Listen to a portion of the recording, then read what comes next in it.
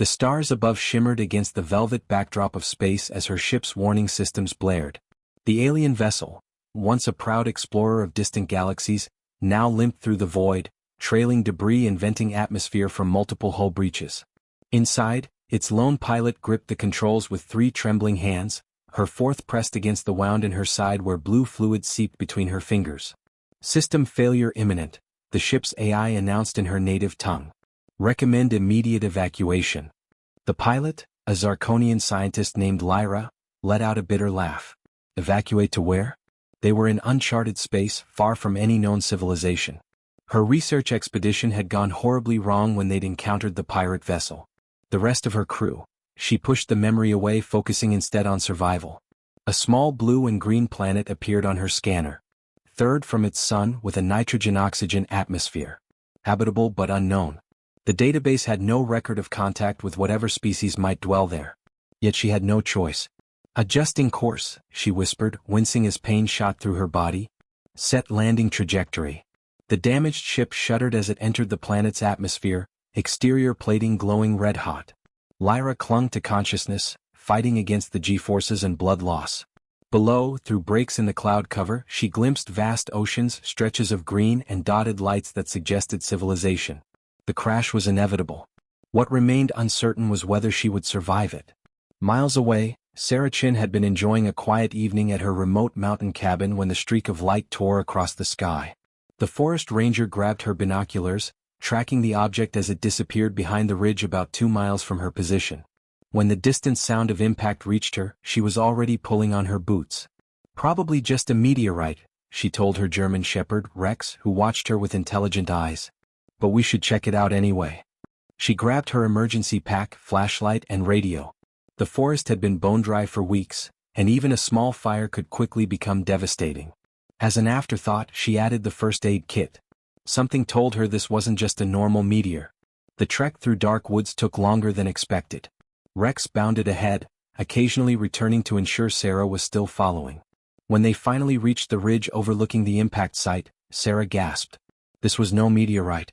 The metallic structure, partially buried in the earth and still smoking, was clearly manufactured.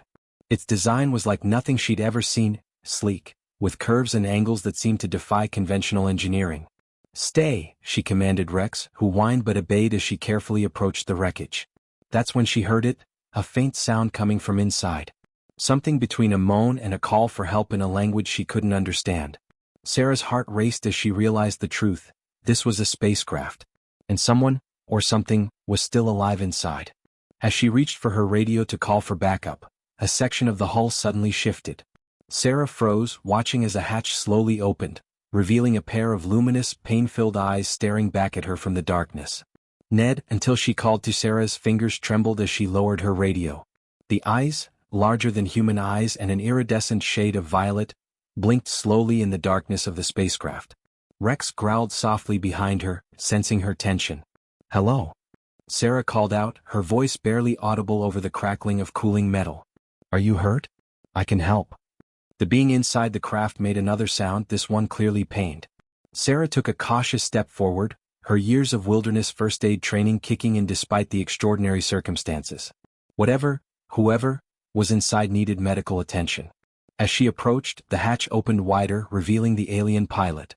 Lyra's slender form was curled against the ship's console, her blue-tinted skin pale from blood loss. 3 of her 4 arms were moving, but the 4th hung limply at her side. The wound there had soaked her garment with blue fluid that Sarah immediately understood was blood. My God, Sarah whispered, instinctively reaching for her first aid kit. Lyra watched the human approach with a mixture of fear and desperate hope. Her translator implant was working, converting the human speech to something she could understand. Basic communication would be possible. She tried to sit up straighter, wincing at the pain. Help, she managed to say in the human's language, the word strange on her tongue. Please. Sarah froze at the sound of English coming from the alien's mouth. Then professionalism took over. I'm a forest ranger, she said, speaking slowly and clearly. I have medical training. Will you let me look at your injury? Lyra nodded, a gesture she knew was universal among bipedal species. The human female approached cautiously, the 4-legged animal staying back as instructed. When she reached the hatch, Sarah hesitated only briefly before climbing inside the damaged vessel. The interior of the ship was unlike anything Sarah had ever seen. Organic-looking controls pulsed with faint light, and strange symbols scrolled across curved display panels. But her focus remained on the injured pilot. "I'm Sarah," she said, pointing to herself. "Can you understand me?" "Yes," Lyra replied, her voice strained. Translator, working. "I am Lyra. Scientist. From far." She gestured weakly toward the stars visible through the shattered viewport. Sarah nodded, carefully opening her first aid kit. "I need to see your wound. Is that okay?" She mimed, examining the injury. Lyra nodded again and moved her good arm away from her side. The gash was deep, running along Lyra's torso. The blue blood seemed thicker than human blood, almost gel-like. Sarah had no idea if human medicine would help or harm the alien, but infection and blood loss were universal dangers. "I'm going to clean this and bandage it," she explained, preparing antiseptic wipes. "It might sting." Lyra flinched as the antiseptic touched her wound but remained still. "Thank you," she said. "Others would fear. Run. Call authorities." Sarah worked carefully, applying pressure bandages to the wound. "Well, I probably should call someone," she admitted. "But right now, getting you stable is more important." "What happened to you?" Lyra's eyes darkened. "Pirates attacked my research vessel. Took everything. Killed my crew." Her voice broke. "I escaped. Barely." As Sarah finished bandaging the wound, the ship's console emitted a series of urgent beeps. Lyra looked at it with alarm. Power cells damaged. Containment failing. She turned to Sarah, fear evident in her expression. "Dangerous. Will explode soon. Must get away." Sarah's training kicked in. "Can you walk? We need to get you to safety." "Yes," Lyra said, attempting to stand. Her legs buckled, and Sarah caught her, surprised by how light the alien was despite being slightly taller than herself. "I've got you," Sarah assured her, supporting Lyra's weight. "Rex, come." The German shepherd approached cautiously, sniffing at the strange-smelling visitor. After a moment, he seemed to accept Lyra's presence and stood ready to follow. Together, they made their way out of the ship. The night air was cool and Lyra shivered. Sarah quickly removed her jacket and wrapped it around the alien's shoulders. "My cabin is about 2 miles from here," Sarah explained. "Can you make it that far?" Lyra nodded determinedly. "Yes. Must hurry. Ship will explode." They had barely made it 100 yards when a high-pitched whine began emanating from the crashed vessel. Sarah looked back in alarm as sections of the hull began to glow with an eerie purple light. "Run!" Lyra gasped, suddenly finding strength. The trio hurried into the cover of the trees just as a blinding flash lit up the night sky. The explosion was nothing like Sarah had expected. Instead of fire and shrapnel, the ship imploded with a sound like thunder, leaving behind a perfect circle of crystallized earth where it had been. The forest around them remained untouched, though a wave of strange energy washed over them, making Sarah's skin tingle. "What was that?" she asked in awe. "Quantum drive," Lyra explained between labored breaths. "Self-destructs to prevent technology theft. No radiation. Safe." She stumbled again, her strength failing. Sarah caught her once more. "Let's keep moving. We need to get you somewhere warm." The journey through the dark forest was slow and difficult. Lyra tried to walk on her own but grew weaker with each passing minute. Eventually, Sarah had to practically carry her, while Rex trotted ahead, occasionally returning to check on them. "Almost there," Sarah encouraged as the lights of her cabin came into view through the trees. "Just a little further." Lyra's eyes were half closed, her breathing shallow. "Thank you," she whispered. "Your kindness, unexpected. My people believed humans primitive, violent."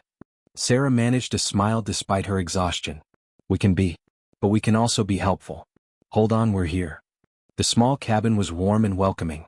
Sarah helped Lyra to the couch, quickly stoking the fire in the wood stove for additional heat. Rex settled nearby, keeping a watchful eye on their visitor.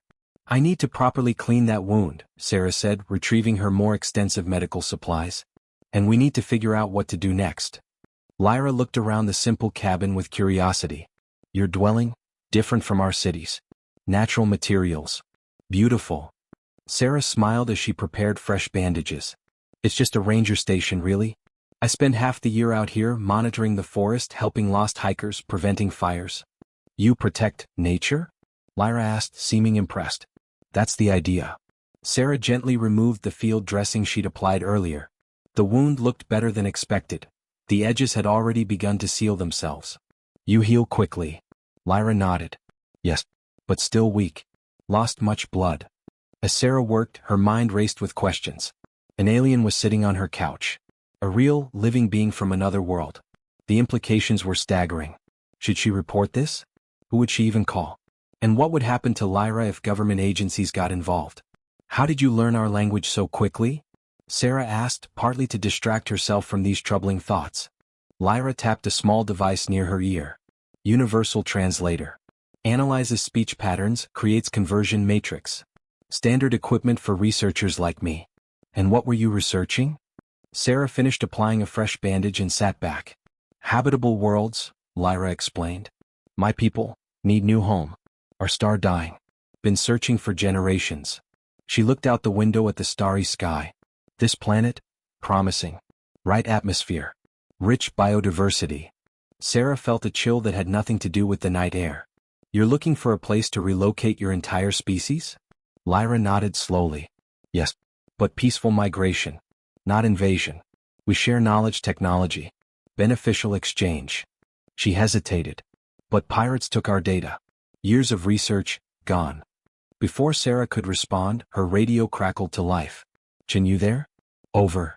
The voice belonged to Dave, another ranger station 20 miles away. Sarah picked up the radio, hesitating before responding. This is Chin. Go ahead. We've got reports of something falling from the sky in your sector. Possible meteor. Any signs of fire? Over. Sarah looked at Lyra, who was watching her intently. In that moment, she made a decision that would change her life forever. Checked it out already, she replied calmly. Just a small meteorite. It landed in the clearing by Blackwater Ridge. No fire hazard. Over. Roger that. Want me to send a team to collect it? Some scientists might be interested. Over. Negative, Sarah said firmly. It was tiny.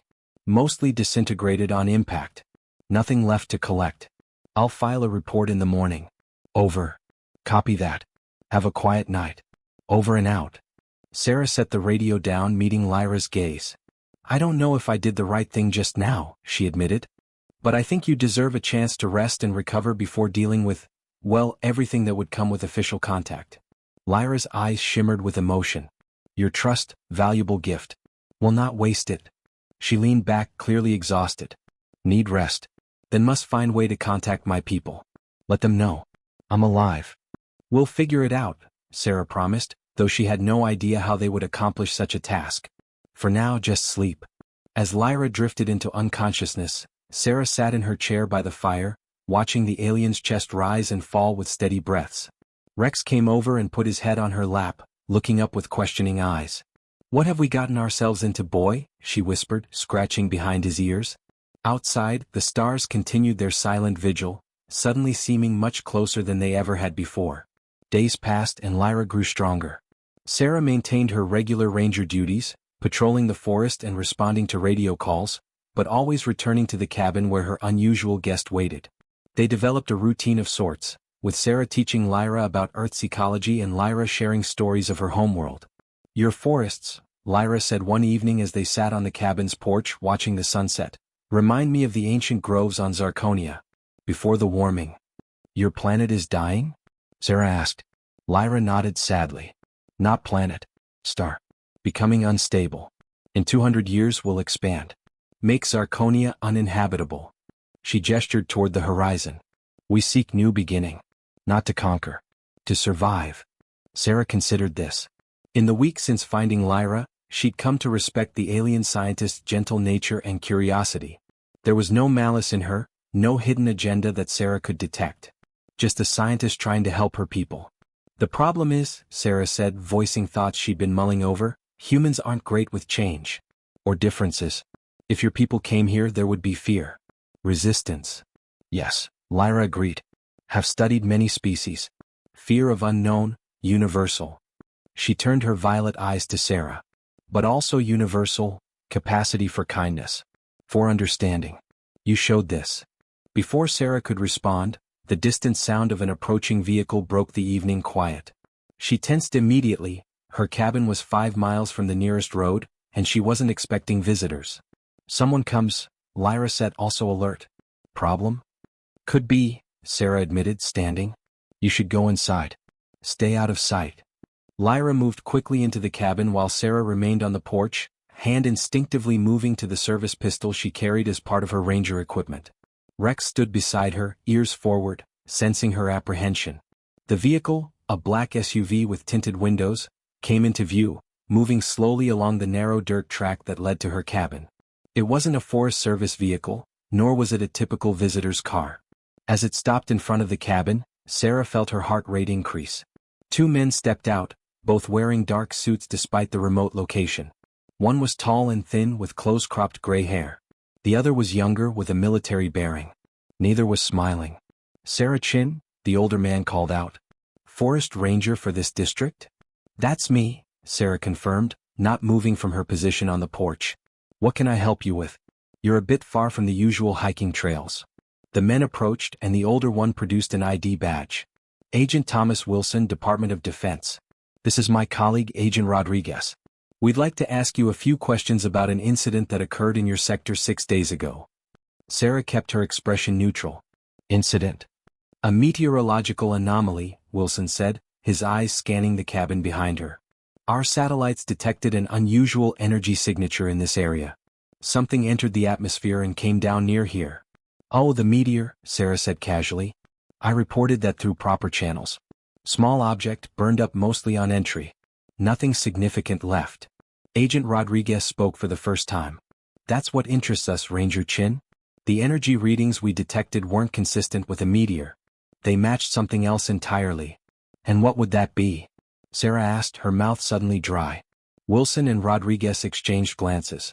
Ma'am, we have reason to believe what crashed in these woods wasn't of terrestrial origin. We'd like to examine the impact site. Sarah maintained her composure, though her mind was racing. As I said in my report, there wasn't much to see. But Blackwater Ridge is about 2 miles northeast of here. I can take you there in the morning if you'd like. Wilson's eyes narrowed slightly. We'd prefer to go now. And we'd also like to take a look around your cabin if you don't mind.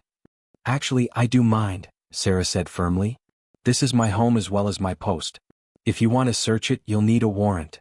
Rodriguez took a step forward. Miss Chin, if you're harboring or concealing evidence of extraterrestrial contact, that would be a matter of national security. Humans. HFY Stories. Sarah stood her ground, though her heart hammered in her chest. That's quite an accusation, Agent Rodriguez. And still not grounds to enter my home without proper authorization. She kept one hand on Rex's collar, feeling the dog's tension beneath her fingers.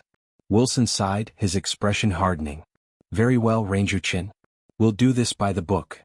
He pulled out a phone. I'll have a warrant within the hour. In the meantime, I suggest you stay right where you are.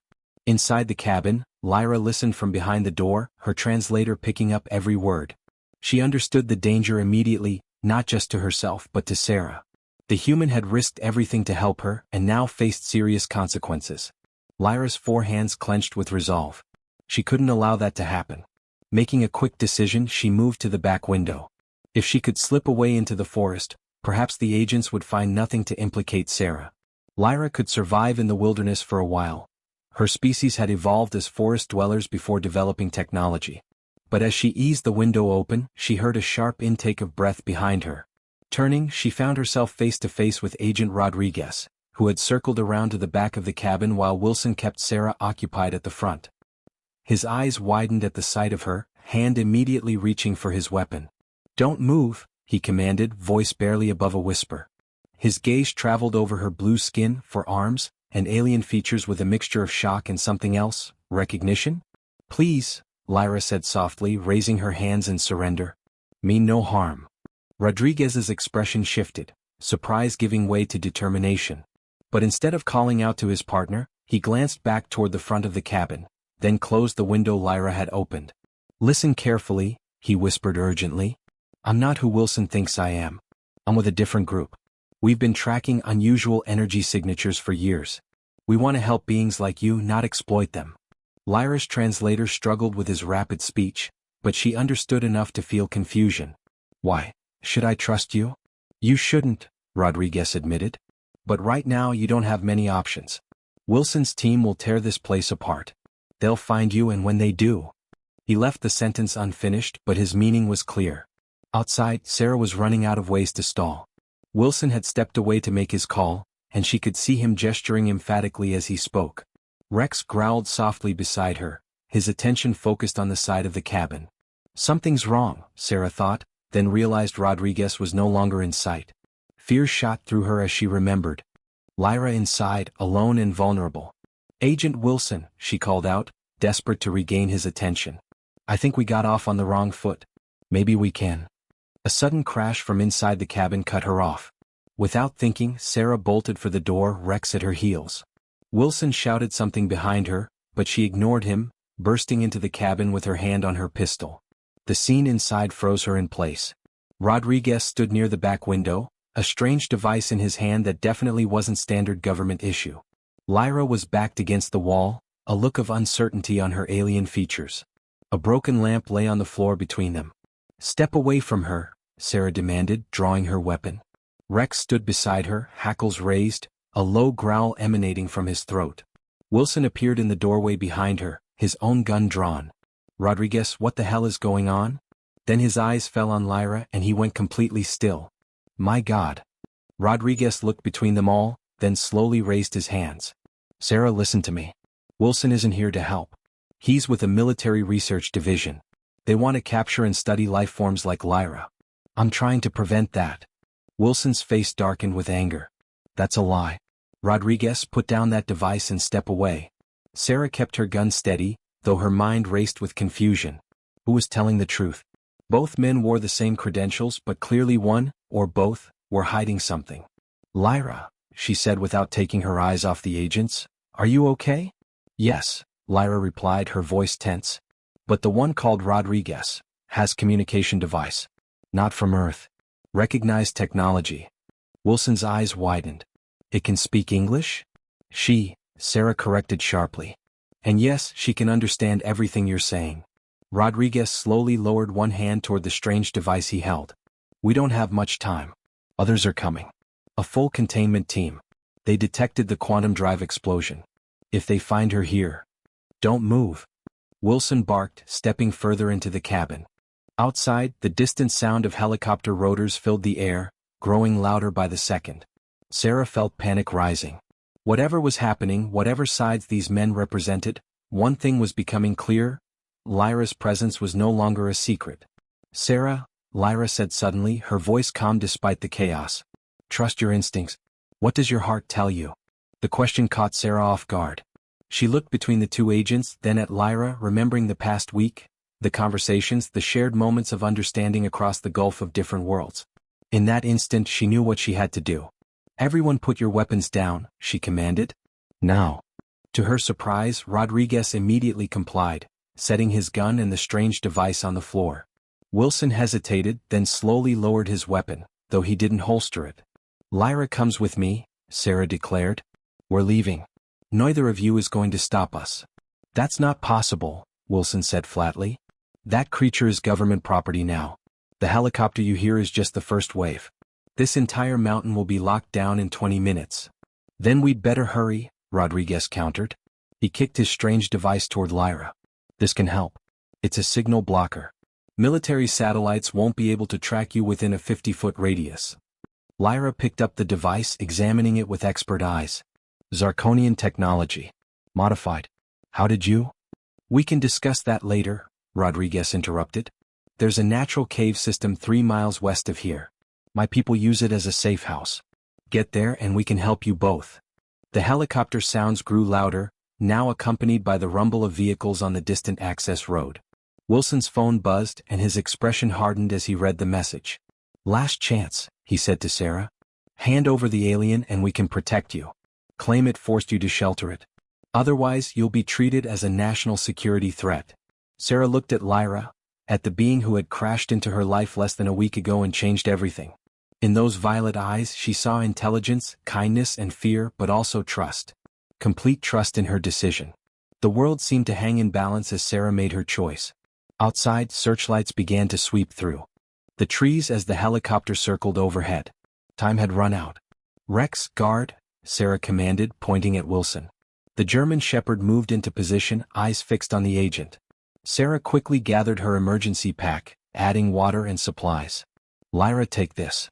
She handed the alien her jacket again with the hood up. It wouldn't hide her completely, but in the darkness it might help. Wilson's face contorted with anger. You're making a terrible mistake, Chin. They'll hunt you to the ends of the earth. Rodriguez moved to the window, peering out cautiously. Containment team is setting up a perimeter. We have maybe 3 minutes before they secure all exit routes. Sarah took a deep breath, shouldering her pack. This was it, the point of no return. With one decision, she was about to leave behind her career, her home, perhaps even her identity. For a being from another world, whom she'd known for less than a week. Ready? She asked Lyra. The alien scientist placed one of her 4 hands on Sarah's shoulder, a gesture of both gratitude and solidarity. Ready? She confirmed. Whatever happens, thank you. Sarah nodded to Rodriguez. Which way? Back door. Stay low. Follow the stream bed west for half a mile, then head north into the ravine, he instructed, keeping his voice low. I'll try to buy you some time. Sarah whistled softly and Rex returned to her side, still watching Wilson warily. If you follow us, she warned the agent, I can't be responsible for what happens. Wilson's jaw tightened, but he made no move toward them. You have no idea what you're getting involved with, Chin. No idea at all. The helicopter searchlight swept across the front of the cabin as Sarah, Lyra, and Rex slipped out the back door into the darkness of the forest. Behind them, Wilson's voice crackled over a radio, giving their position away. Ahead lay unknown dangers and an uncertain future. But as they ran into the night, Sarah felt something unexpected alongside her fear, a sense of purpose. For the first time in her life, she was part of something larger than herself. Something that might change the world forever. The hunt had begun. The forest seemed alive with unnatural sounds, the whipping rotors of helicopters, shouts of commands carrying through the trees, and the heavy footfalls of search teams crashing through the underbrush. Sarah led the way, her years as a ranger giving her an intimate knowledge of these woods that no military team could match. Rex darted ahead, his senses alert for danger, while Lyra moved with surprising agility despite her injury. They're establishing a search grid, Sarah whispered as they paused behind a fallen tree. Standard containment protocol. They'll work outward from the cabin in expanding circles. Lyra studied the strange device Rodriguez had given her. Its surface glowed with faint symbols that only she could read. This helps, she confirmed. Generates interference field. But has limited power. Perhaps 6 hours remaining. The sound of a branch snapping nearby sent them flat against the ground. A beam of light swept over the area, passing just above their hiding place. Sarah held her breath, one hand on Rex's collar to keep him still. The stream is 50 yards ahead, she murmured once the search team had moved on. If we can reach it, the water will mask our trail. They moved forward in tense silence, every sense heightened. The cold mountain air burned Sarah's lungs as she fought to control her breathing. This was her forest, her domain, yet tonight it felt alien and hostile. When they finally reached the stream, Sarah allowed herself a moment of hope. The water flowed fast here, tumbling over rocks and creating enough noise to cover their movements. They waded in, the icy current numbing Sarah's legs almost immediately. Lyra shivered but made no complaint. According to Rodriguez, we follow this downstream for half a mile, Sarah said, her voice barely audible over the rushing water. Sarah, Lyra said suddenly, gripping her arm with 2 hands. Look. Above. Sarah glanced up and felt her heart sink. A drone hovered silently overhead, its camera clearly focused on their position. Before she could react, it emitted a series of flashes, not lights but some kind of scanning beam that washed over them. Run. Sarah urged, abandoning stealth for speed. They splashed downstream, no longer concerned with noise. Behind them, the forest erupted with renewed activity as search teams converged on their position. Rex bounded ahead, leading the way as they veered out of the stream toward the ravine Rodriguez had mentioned. As they crested a small rise, Sarah suddenly froze. Ahead of them, blocking their path, stood 3 figures in tactical gear. But unlike the military teams they'd been evading, these wore no insignia, no uniforms, just dark clothing and strange, glowing visors that concealed their features. This way, one of them called out, gesturing urgently toward a nearly invisible path to their right. Quickly. Sarah hesitated, torn between the approaching military forces behind and these unknown figures ahead. Rex growled, sensing her indecision. They're with him, Lyra said suddenly. Rodriguez. Same technology. She pointed to subtle markings on their equipment that Sarah couldn't recognize. With no time to debate, Sarah nodded, and they followed the mysterious figures into the dense brush. The path quickly descended into a narrow gully where a camouflaged vehicle waited. Something like a cross between an ATV and a small tank, with no visible wheels. Inside, one of the figures ordered, opening a door that seemed to materialize from nowhere. As they climbed in, Sarah caught a glimpse of the interior, controls unlike any Earth vehicle she'd ever seen. Before she could process what she was seeing, the door sealed shut with a soft hiss, and the vehicle moved forward with surprising speed and silence. "Who are you people?" Sarah demanded once they were underway. "What's going on?" The driver removed their visor, revealing a face that appeared entirely human, a woman with dark skin and eyes that reflected the glow of the instrument panel. "We're what you might call the Resistance," she said, her voice carrying a hint of an accent Sarah couldn't place. "And you're both in far more danger than you realize." "The government wants to capture Lyra," Sarah said. "I understand that part." The woman shook her head grimly. "It's not just your government, Miss Chin.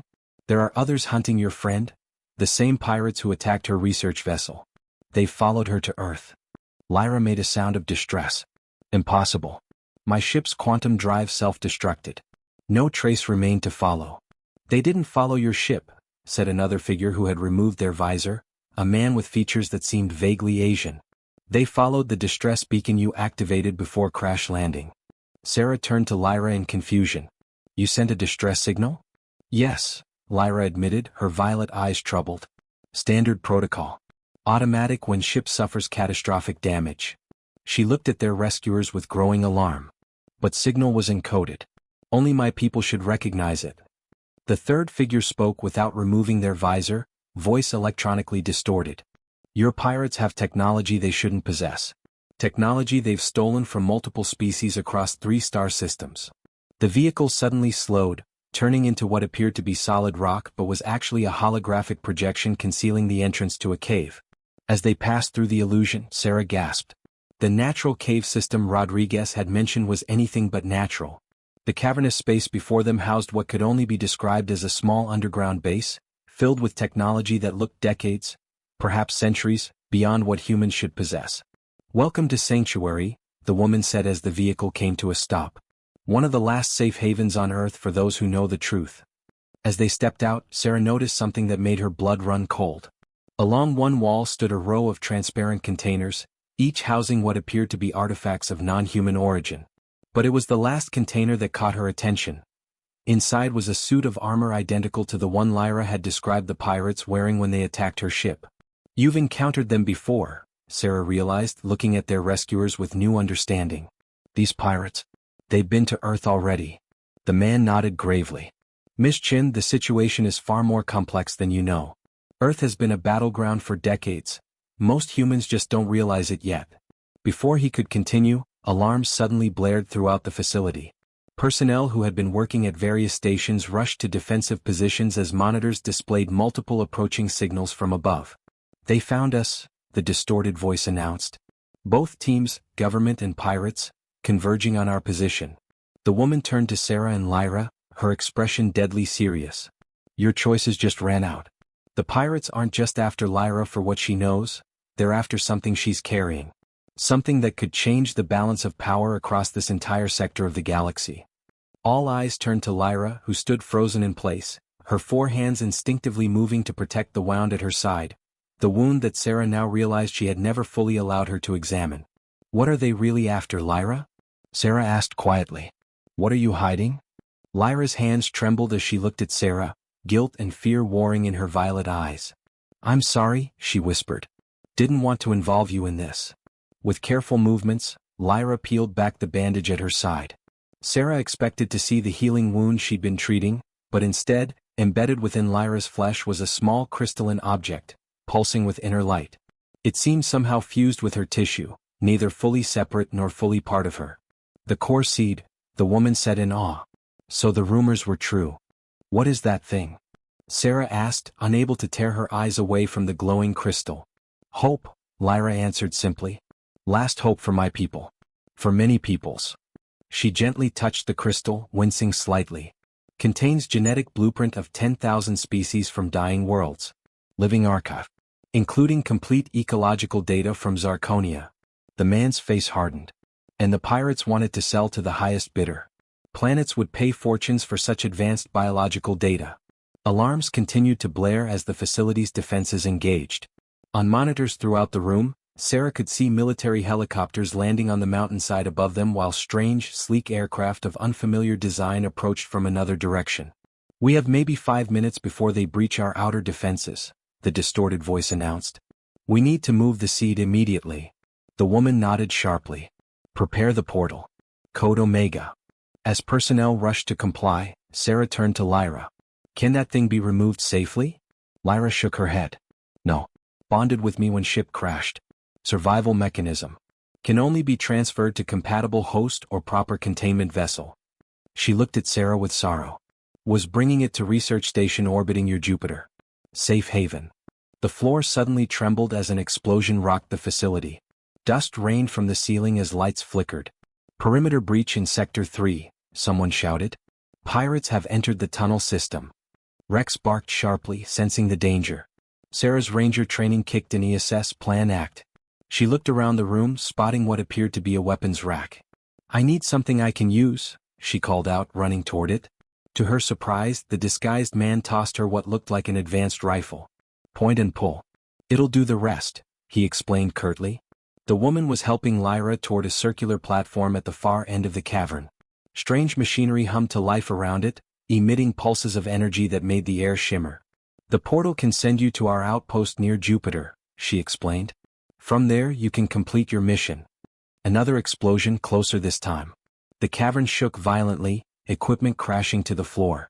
Sarah steadied herself against the console as gunfire erupted from one of the tunnels. "Pirates have breached the main corridor," someone shouted. The figure with the distorted voice suddenly appeared beside Sarah. "You need to go with her," they said urgently. "The seed responds to the bond they've formed. You're the only one she trusts completely." Sarah looked at Rex, then at the chaos erupting around them. "I can't just." "You already made your choice back at the cabin," the figure interrupted. "There's no going back now." Before Sarah could respond, a new sound cut through the alarms, heavy, metallic footsteps approaching from the breached tunnel. The pirates had arrived and they were nothing like Sarah had imagined.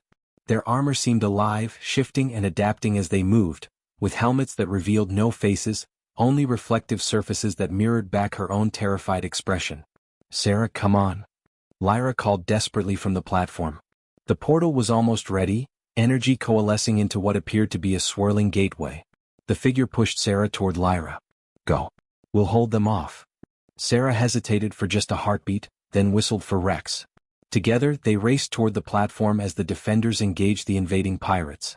Energy weapons discharged, filling the air with the smell of ozone and burning metal. Just as they reached Lyra, a single pirate broke through the defensive line. Its armor reconfigured into something resembling wings, allowing it to leap impossible distances. It landed directly in their path, separating Sarah and Rex from Lyra and the portal.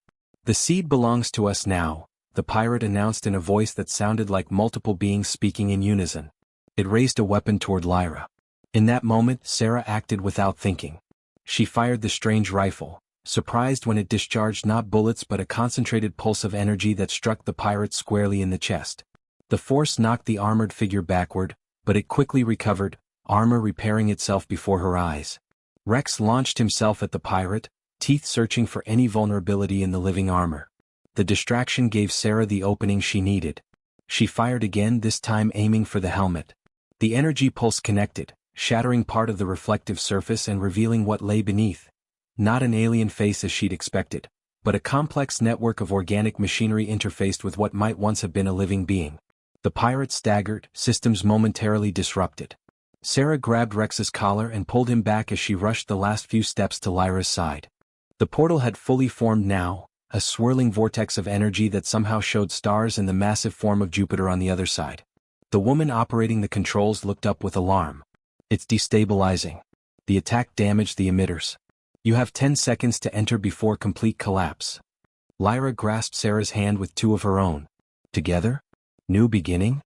Sarah looked back one last time at the battle raging through the cavern, at the humans and aliens fighting side by side to protect not just Lyra or the seed, but a future where different species might coexist. In that chaotic moment, she understood that she stood at the threshold of something monumental. A turning point not just in her life but potentially in human history. Together, she agreed, tightening her grip on Rex's collar. New beginning. As one, they stepped into the portal, the world dissolving around them in a flash of light. The last thing Sarah saw before the transition completed was the pirate rising again, armor reconfiguring into something even more terrifying, and Rodriguez appearing from nowhere, intercepting it with a device that caused both to vanish in a blinding flare. Then there was only starlight, the vastness of space, and the promise of an adventure far greater than Sarah Chin, forest ranger from Earth, could ever have imagined. The transition through the portal was nothing like Sarah had expected. There was no sensation of movement, no discomfort, just a momentary feeling of existing everywhere and nowhere at once before reality solidified around them. They materialized in what appeared to be an observation deck, its transparent dome revealing the breathtaking expanse of space. Jupiter loomed massive and majestic, its swirling storms and bands of color filling nearly half the view. Smaller moons dotted the darkness around it, and beyond, stars sparkled with a clarity impossible from Earth's surface. Rex whimpered softly, pressing against Sarah's leg as he tried to make sense of their new surroundings. She knelt beside him, offering reassurance while trying to calm her own racing heart. "We made it," Lyra breathed, her forearms relaxing from their protective position around the core seat embedded in her side. Research Station Lumina. Safe haven. Several figures approached, some human in appearance, others clearly not. A tall being with scaled skin and elongated features stepped forward. "Ambassador Lyra," they said, bowing slightly. "We feared you lost with your research vessel. When the emergency portal activated, we scarcely dared hope." Lyra returned the gesture. "Captain Threll. The ship and crew are gone. Only the core seat and I survived." She turned, gesturing to Sarah and Rex. "Thanks to this human and her companion." Captain Threll studied Sarah with multifaceted eyes that reminded her of a dragonfly's. A human who helped without question or fear. Remarkable. The captain extended a hand in what was clearly a learned human gesture. "Welcome to Station Lumina, Sarah Chin of Earth." The next days passed in a blur of wonder and adjustment. The station housed representatives from 12 different species, all part of what they called the Galactic Research Cooperative, scientists and diplomats working to preserve endangered worlds and facilitate peaceful contact between spacefaring civilizations. Sarah learned that Earth had been classified as a developing world, aware of the possibility of alien life but not yet ready for full disclosure. Small groups like Rodriguez's organization worked with the cooperative, preparing humanity for the eventual truth while protecting them from threats like the pirates, a coalition of renegades from various species who trafficked in stolen technology and biodata. A week after their arrival, Sarah stood again at the observation deck, watching Earth, a beautiful blue marble barely visible in the distance. Rex lay at her feet, having adapted to station life with surprising ease. "Homesick?" Lyra asked, joining her at the viewport. The alien scientist moved with newfound energy, her wound finally healed properly by the station's advanced medical technology. "A little," Sarah admitted. "Mostly I wonder what happened to everyone back there. Rodriguez, the resistance fighters." Lyra placed one of her hands gently on Sarah's shoulder. "News came through this morning.